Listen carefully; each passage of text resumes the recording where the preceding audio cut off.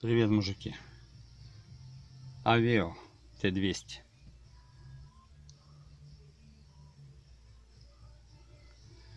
Скрипит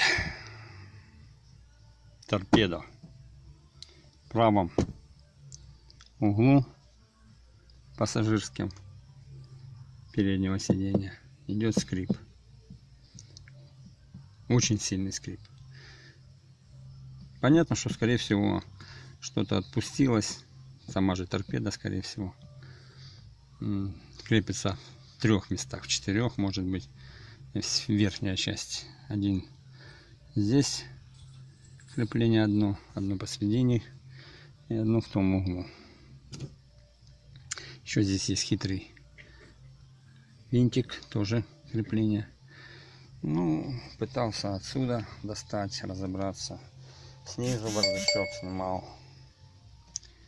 Никак туда не подлезть. Здесь идет 2 рукава на обдув правой двери.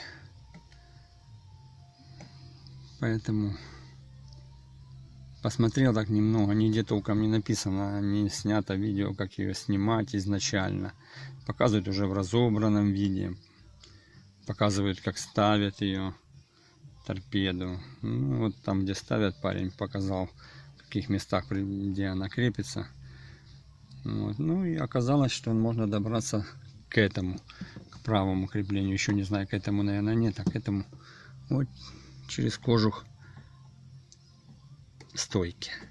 Снимается он очень неприятно. Вот его крепление. Вот отверстие, вернее, подкрепление. Вот он сам кожух. Вот. Вот он. Какие на него не клипсы, это как назвать? Клипсы, наверное, не знаю даже, как это назвать. Вот, направляющие. Вот еще снизу язычок такой. На него тоже можно нажимать.